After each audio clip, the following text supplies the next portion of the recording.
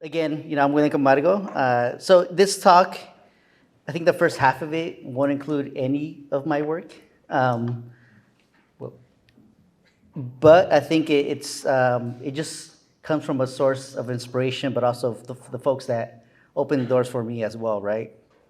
Um, One thing that I asked when I was still kind of a young kid at community college of what can photography do? Can it be a tool for liberation? What is photography's legacy?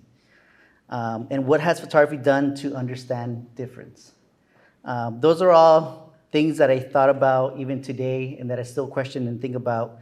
How can photography be this tool that has, again, looked at us, folks of color, in such a way that has degraded us, put us in studies of eugenics and et cetera, right?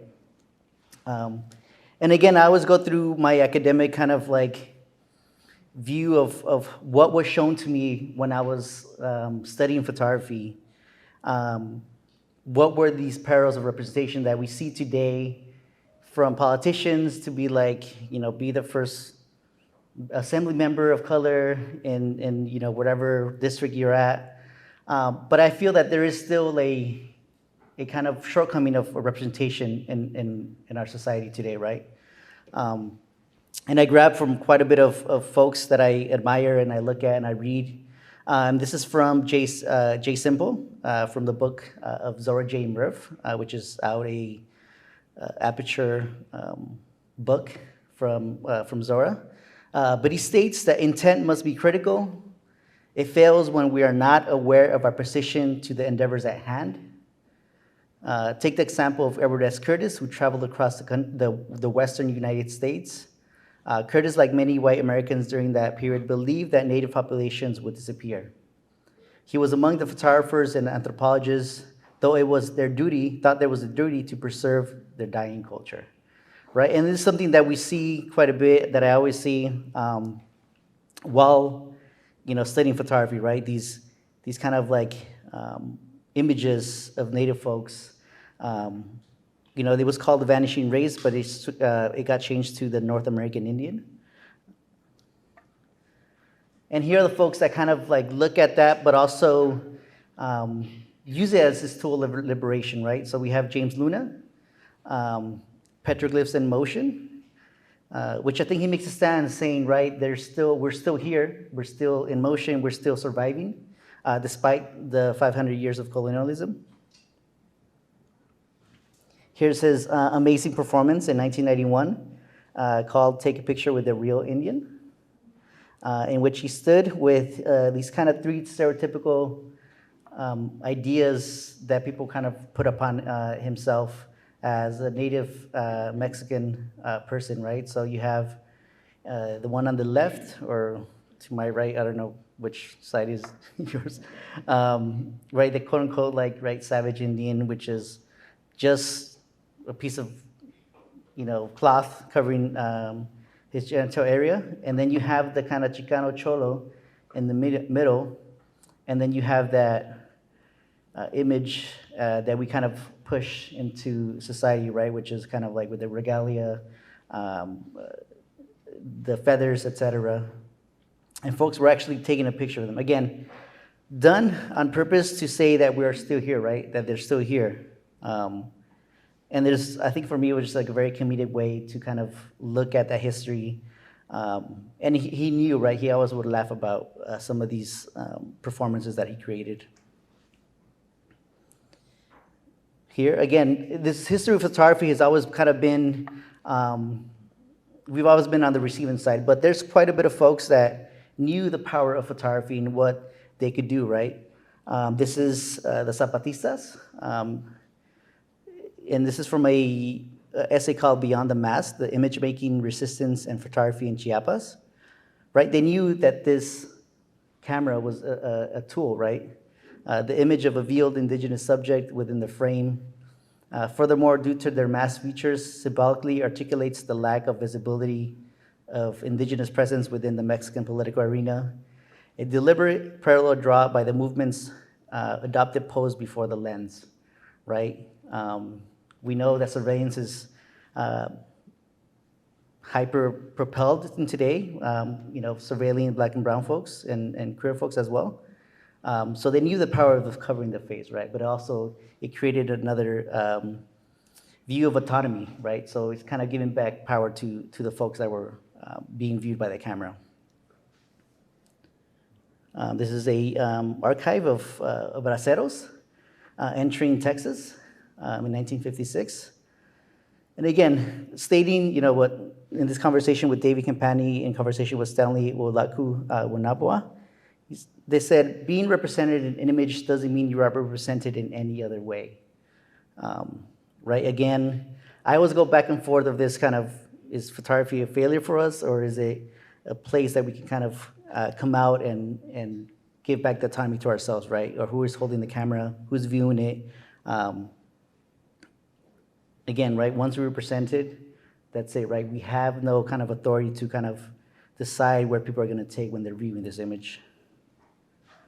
And in this conversation with Ariela Zuli and Mickey Kratzman, right, this kind of replication of the instrumental gaze through photography in a way that is not followed by a violent action is part of the process of doing what has become nearly his second nature, seeing the Palestinian under the resolution of the suspect merely because he or she is Palestinian. Again, right, this kind of surveillance culture that we always are around it. If you haven't noticed, right, Home Depot, CVS's have these security cameras, right, kind of coming into the space, into poor neighborhoods, right, already being surveillance once you get into the parking space.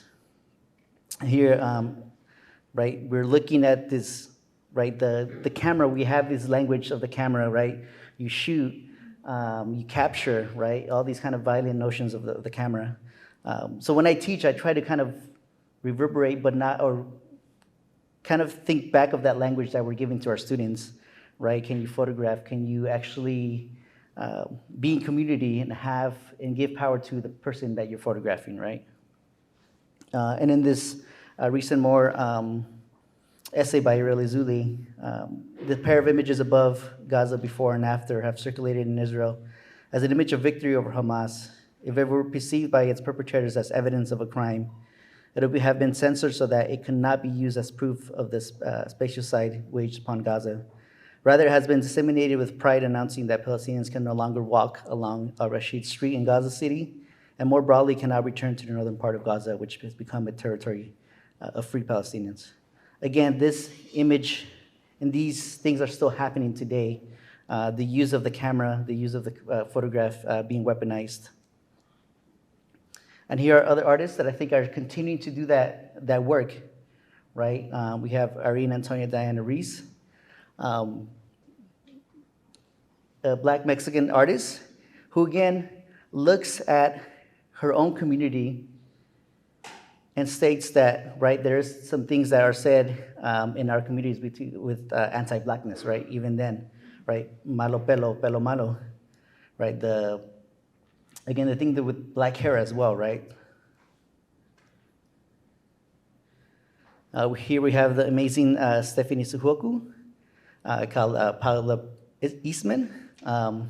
Here where she took the archives, she got a residency, I think, I'm trying to think of the National Archives or the Smithsonian Archives, and looked at Filipino photographs. And these were all taken with the Eastman Kodak camera, right? One of the biggest photography companies in the world. And what she found there is how to use these archives, again, to kind of put forward their own narrative of Filipino history. Right? Some of these were taken in the World Fair, where Filipinos were displayed. And then you have the gesture of the artists themselves as well, right? Again, we have the amazing Laura Aguilar, Access, Opportunity plus Success, Equal Success, which Laura is one of my huge inspirations till this day. I'm glad she's getting her due, right? One of the sad things is that she's not seeing that success, right? And something that we could have avoided if history didn't exclude her out of a space where she wanted to be in. Here we have another Laura Aguilar. Grounded 106. I believe, she has quite a bit of works now in many institutions, but she always centered community around her work, right? Being able to have access to her work. She went to East LA College, where a lot of her work still continues to be shown and celebrated. But a lot of these artists I did find sometimes outside of academia, outside of what my professors were showing me. Or they were kind of sticked around, within 2-3 weeks of the other in photographic history, right? Where they put together Black, queer, Asian, brown, Native history, photography history within those 2-3 weeks. Here we have the amazing Larry W. Cook on a series called The Visiting Room. Here we talk about, right, the prison industrial complex, and also that's tied with photography, right? I remember visiting my cousin and having these things set up, these backdrops to take photographs, right, to kind of take you out of this kind of prison that he was in for around 14 years, right? So Larry W. Cook kind of already being part of that history, his family was in and out of prison as well, right? You have those different views from photographers who actually lived some of those experiences. Here we have the amazing Zora J. Murph, who looks at media and history and media culture and how Black folks were being looked at and are still kind of actually being looked at today. Just a small plug, I'm doing a conversation with Zora J. Murph in one of my upcoming photo books that comes out in April. So,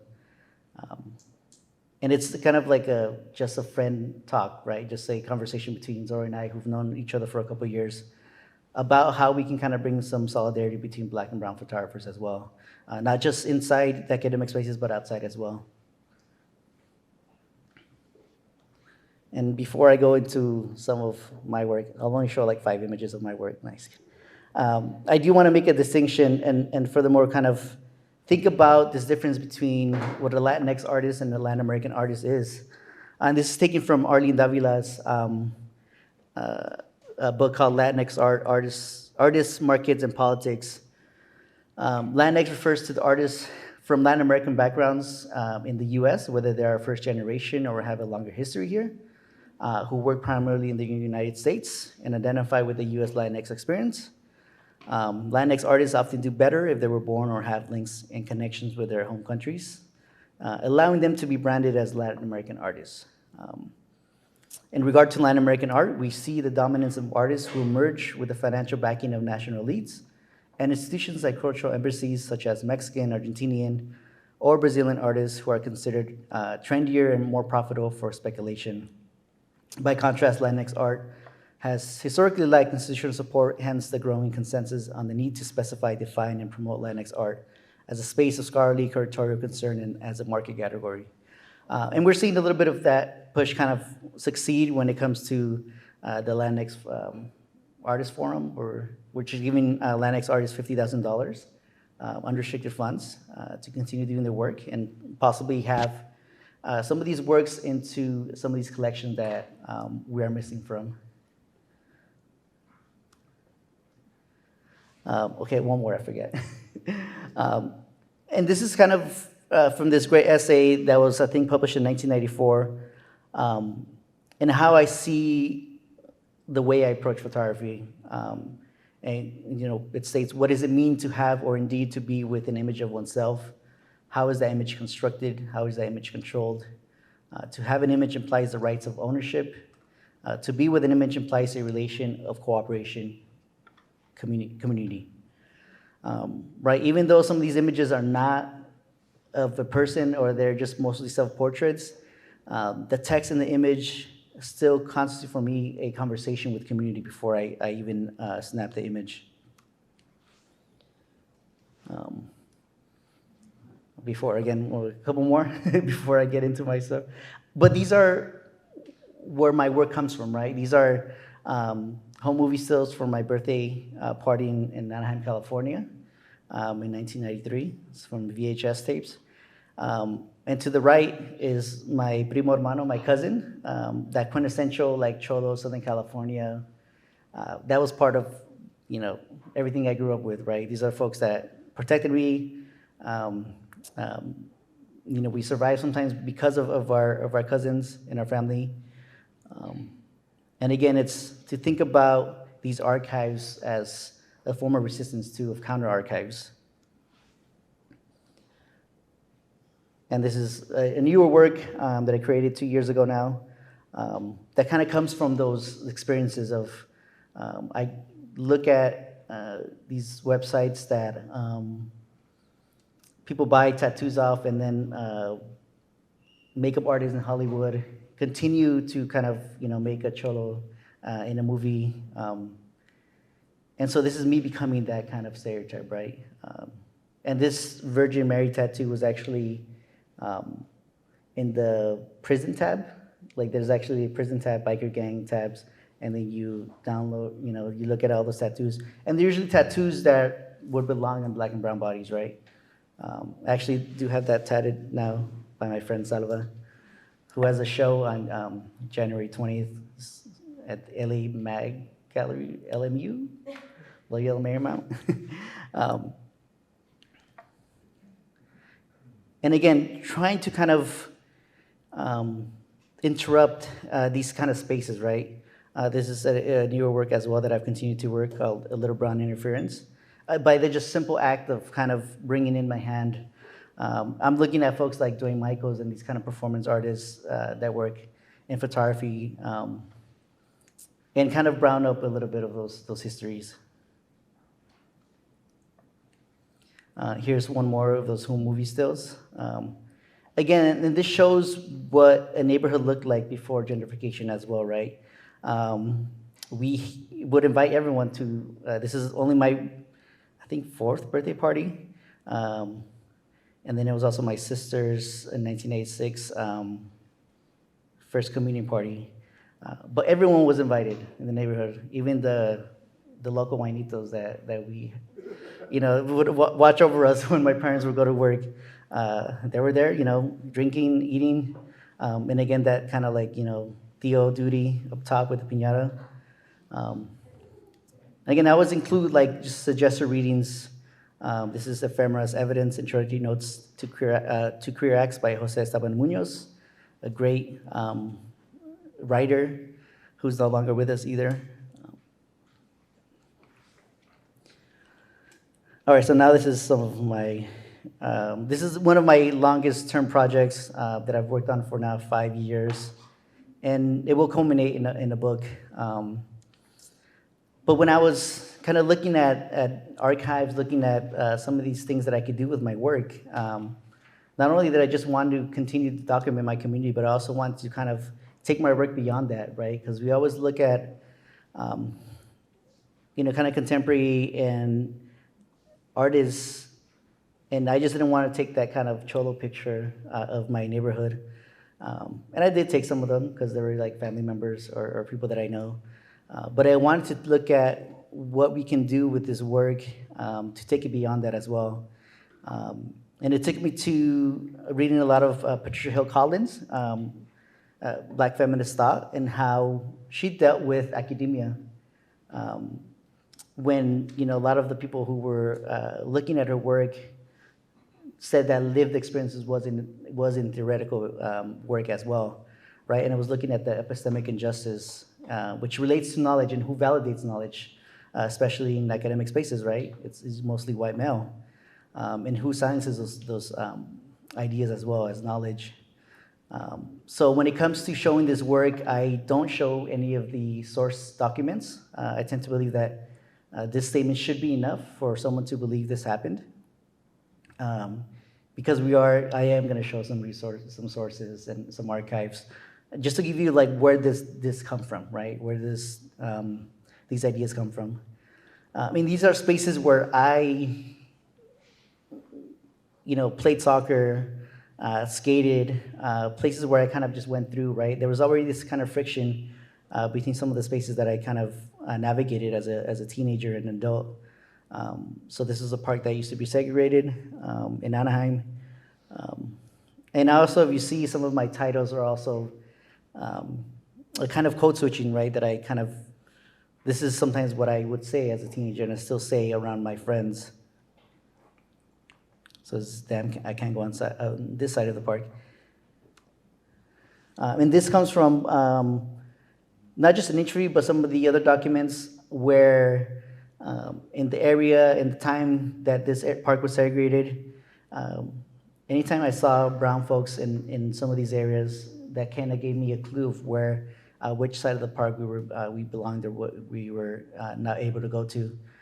Again, when it comes to these archives, cities, states, countries make it hard to kind of be able to get some of this information, right?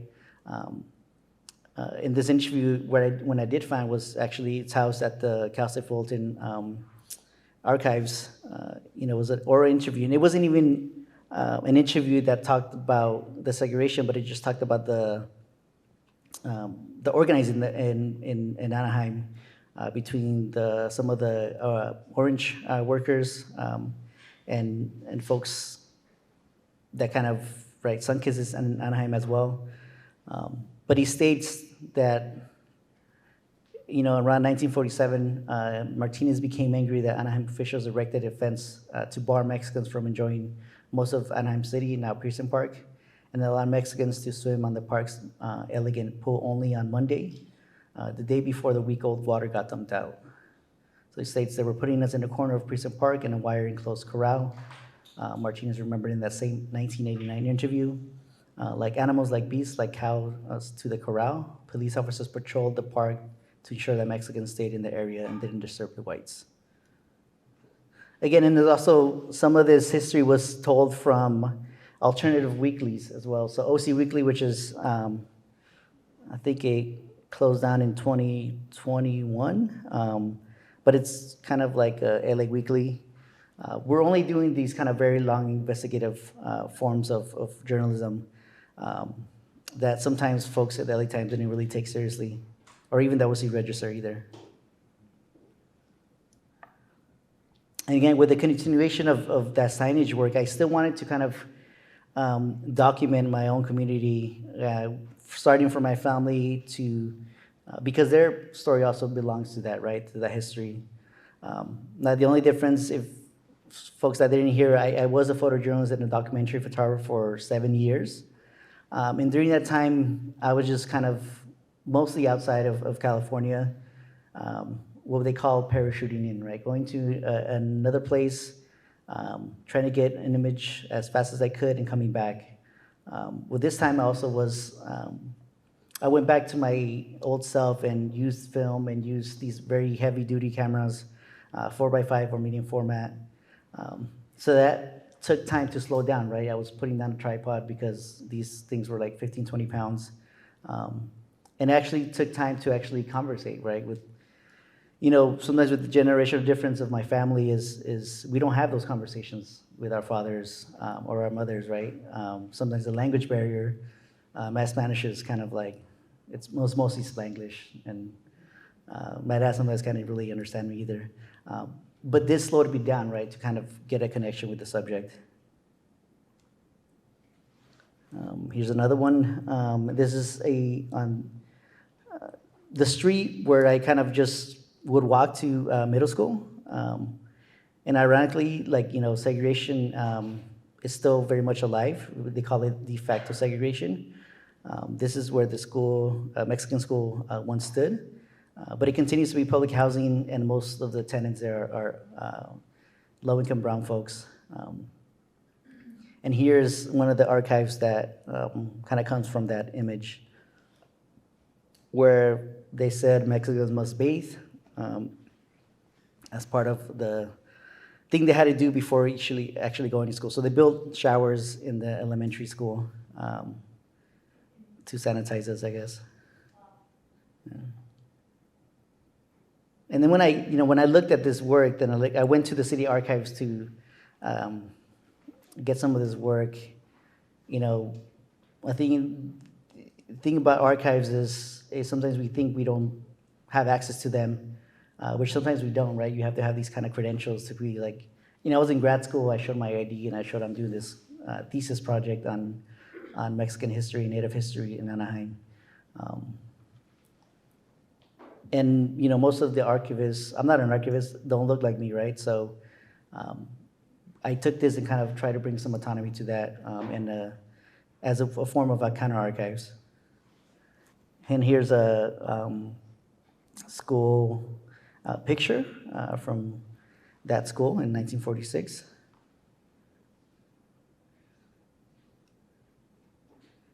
Here's another one. We rarely hear about failed strikes, but this is one that was very much well covered, and definitely showed the power of the sheriff's department in Orange County.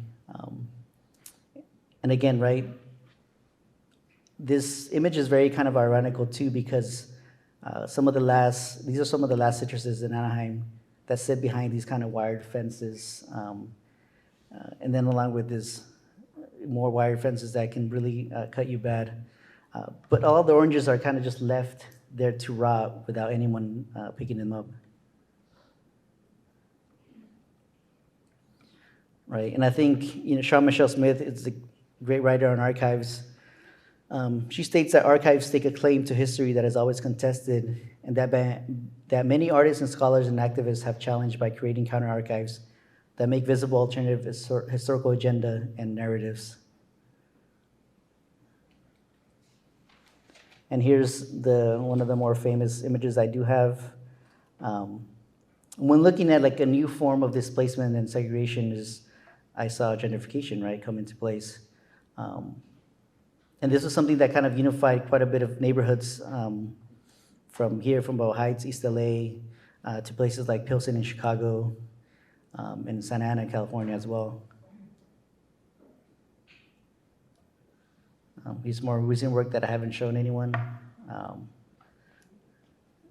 And it's, again, I still want to document some of the folks that fit some of those narratives, right? We are a place that has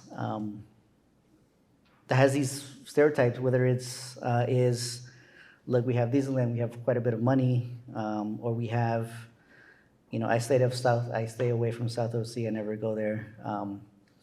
But I think that erases quite a bit of work that the folks of color in North OC happen to create, whether it is, again, spaces that they think family belongs to, right, which is sometimes, gangs, in that history, but also kind of the resilience that belongs to, right? So these are kind of like, my partner's family archives that they let me borrow, of course, with the conversation with their family as well.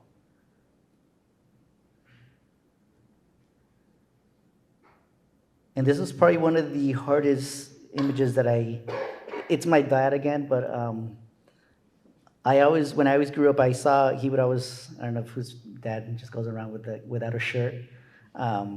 But he would always do that, and every time I saw his back, I would see his birthmark that looked like those,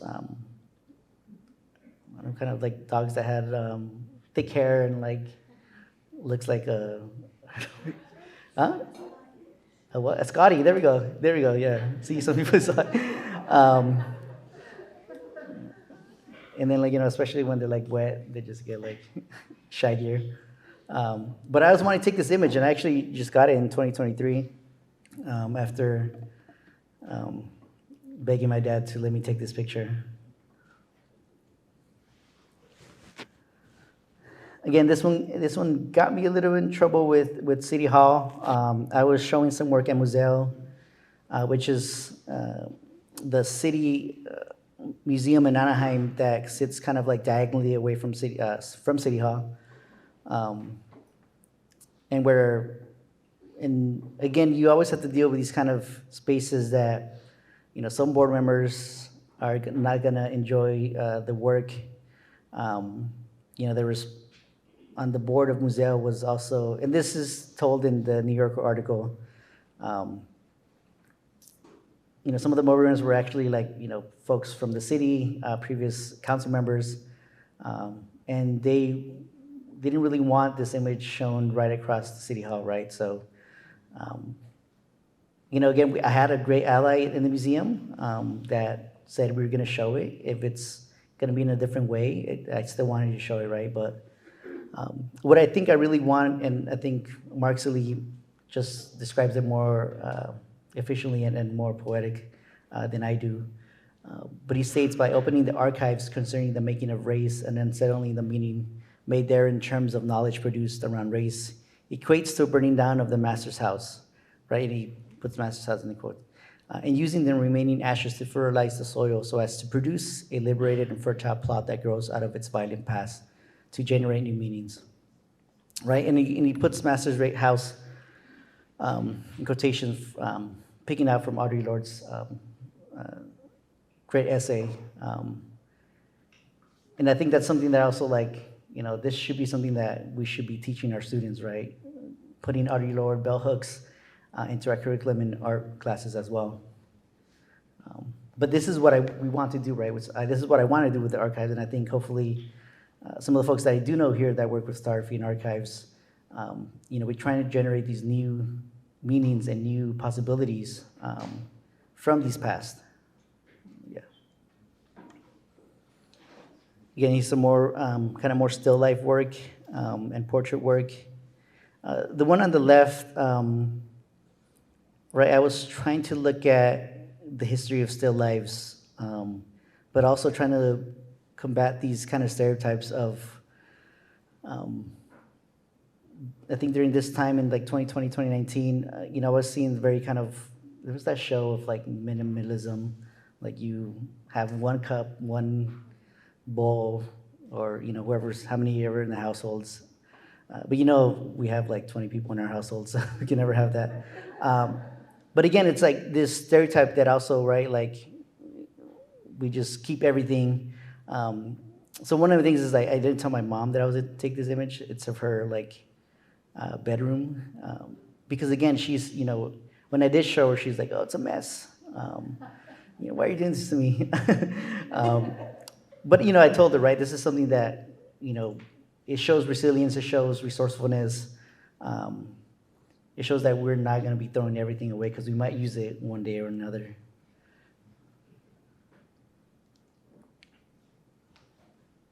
Here's the packing house. It's in Sunkist Packing House. So if you drink Sunkist juices, Sunkist orange juice, I am not talking to you today.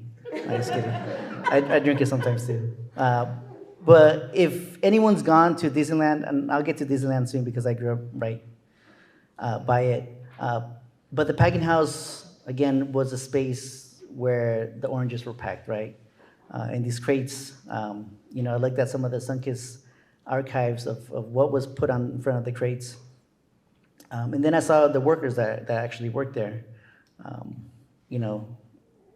everyday folks. And I think it closed down until 1994, I believe. It still was operating, so quite a bit of folks messaged me saying their aunt worked there, their grandma worked there, even their mother worked there.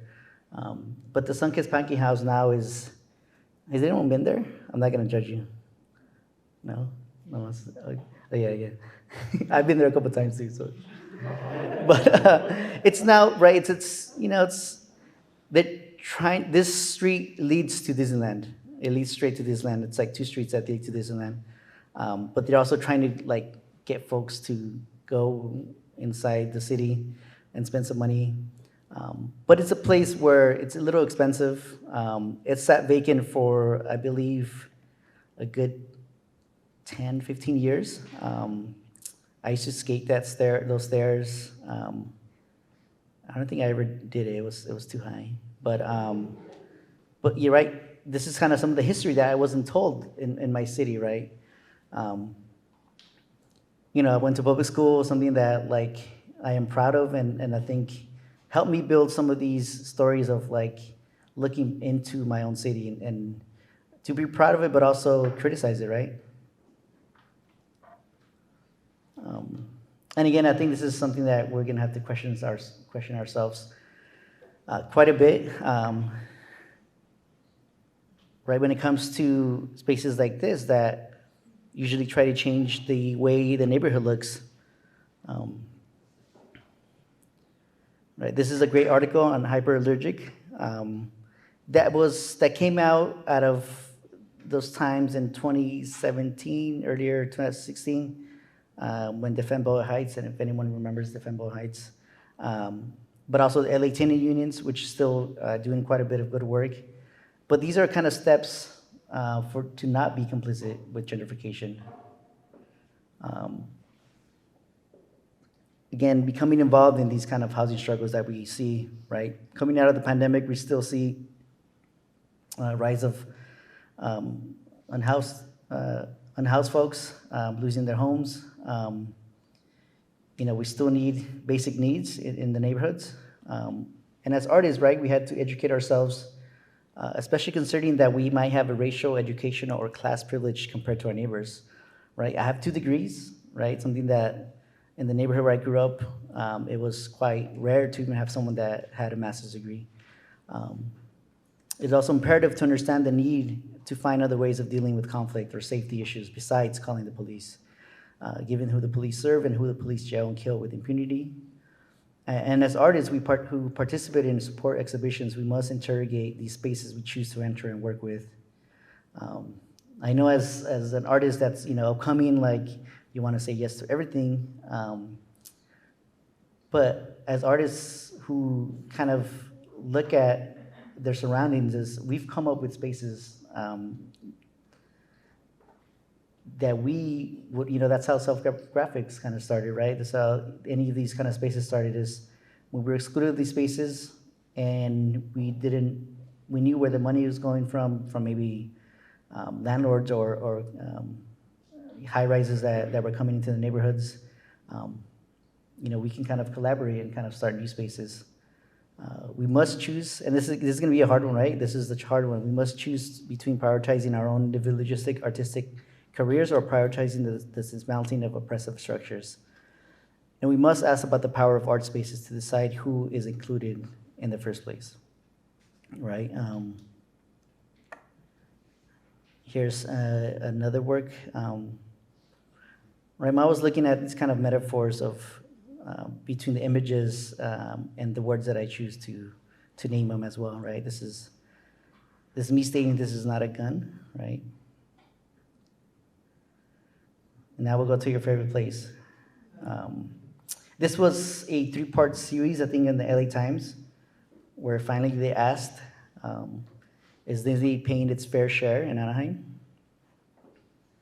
Right, I think we just started getting a discount for Anaheim residents in 2024, I believe. Or even just Southern California residents, I think.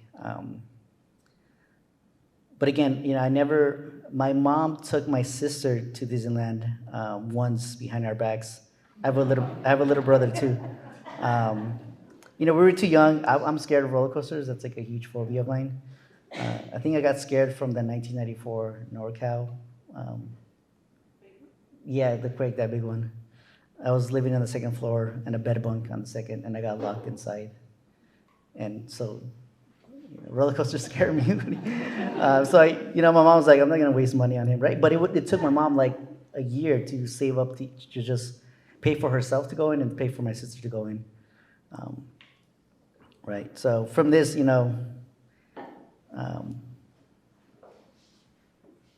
there's you can just look at LA Times, Disneyland, and Disney, and see kind of where that money's going, right? And that the resort district is actually like a designated neighborhood in Anaheim, so it gets tax money as well. That parking lot is leased for $1. I think it was like where the Goofy's at, Goofy and all those. I think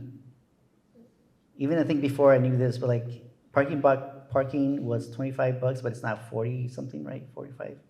Who knows? I won't judge you. It's like over $40, but nobody wants to say yes. But this came from that work, right? Knowing this is the resort area district behind. This is where the beautification stops in this neighborhood, the Wakefield neighborhood.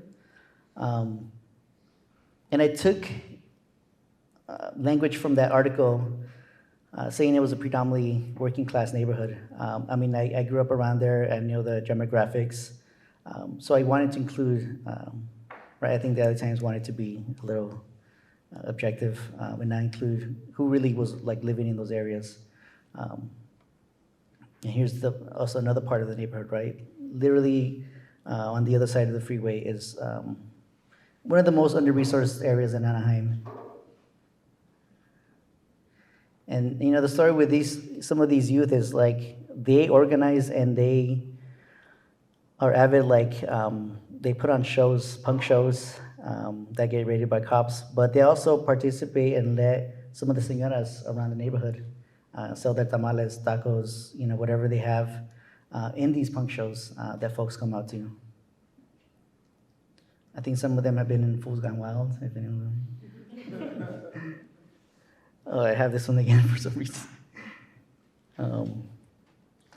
Again, he's another image that you know, again, like having that generation difference with my family is I try to, with this tool that I have, right, kind of connect with my family. And this is my aunt's and my dad's hands.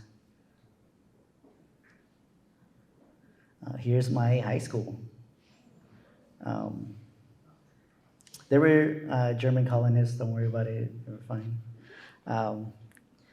But I was, and he knows this, there's another, quote unquote, another one that's, another writer, artist that is more well known than I am from Anaheim. He's actually an LA columnist, LA Times columnist, named Gustavo Arellano, if anyone knows Gustavo Arellano.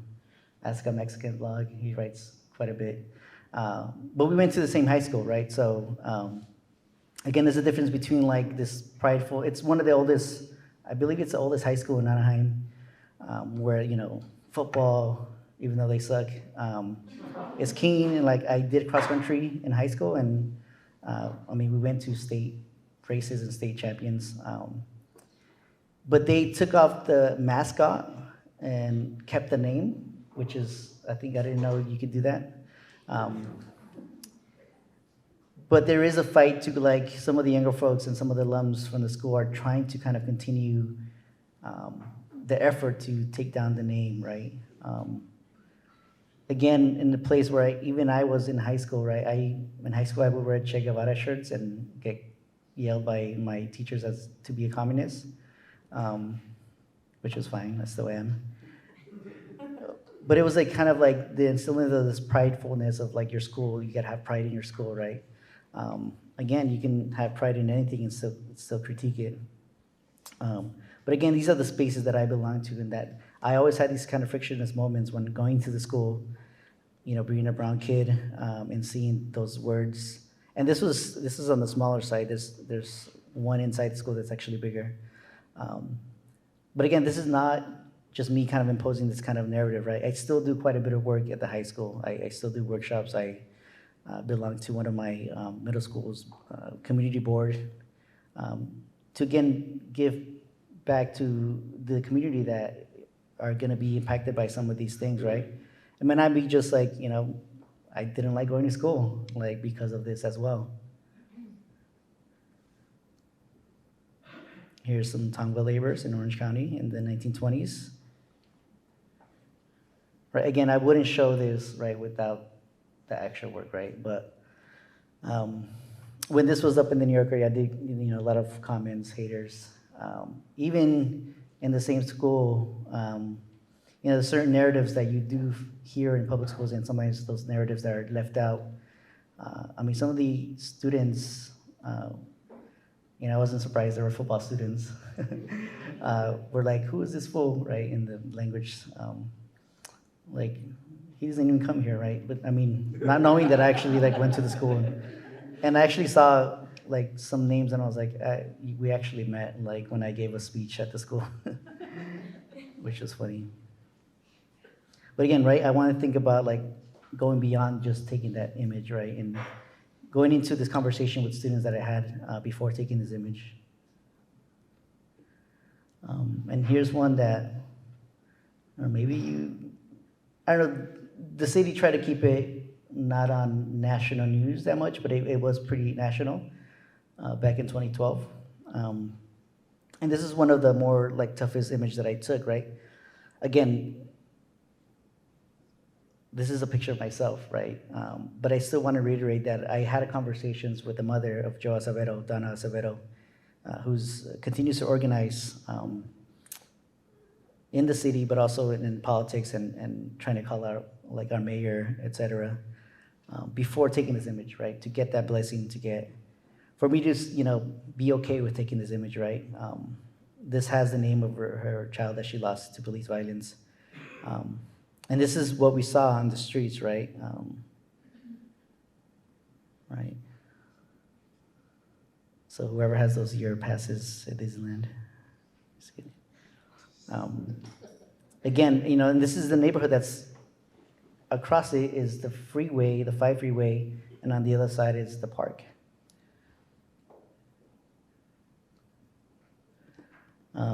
This is the fun one, actually. Yeah. Oh, thanks, Amir. Oh my God. I'll go through this quickly because I think there were some folks like these big name curators started following me after this debacle online on Instagram. But again, thinking of like what is the canon and we are being shown to in these academic spaces, right? Ansel Adams, Edward Weston, all those folks that we never really question, or we never are left. Well, at least when I went to school, there was never much of a question to be like, can we just look at, most of the professors would just like show the image and be like, these are the greats, and then kind of move on, right? But what I do with my students now is I kind of try to give them an alternative history that they know about this artist. I mean, Ansel Adams and the work that he did for the parks, but that land wasn't this country's or his. So I dealt with one, on a more personal note, John Davola, who I was shown. I mean, some of you might be his friends or like his work. I liked his work too. But he's a tenured professor at UCR, canonical figure in Southern California. I was shown this work semester after semester in my black and white class, in my photo history class, in each photo class I was shown his work, right? But there was no room left to kind of think about, wait, how did that make me feel, right? How did that make some of my fellow students feel as well, right? It's especially in 2020, right? So I saw this action as one of kind of like violence, and now with kind of how language changes from abolishing the police to reforming the police, right? Reforming the police is cameras on their uniforms. And this is the image that I knew was on the other side of the camera.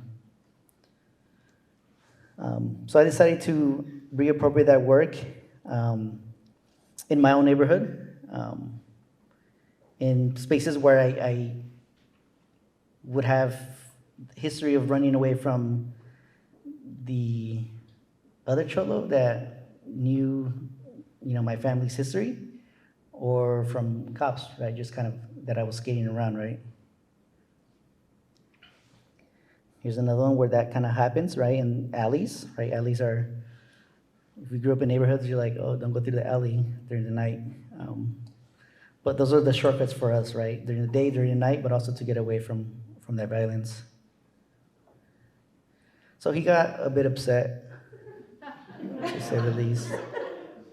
I guess he didn't know what, right? He's the canon, right? I think anyone that is in those spaces and in that kind of space, you can still question their work. So he said I didn't go to the desert, so then I did go to the desert. Right? Even the desert, it's a very kind of political space. He did most of his time in the desert, so right? My question was like, all these spaces are political, right? There's these kind of like frictionist things that, my body with the space that, my parents kind of crossed.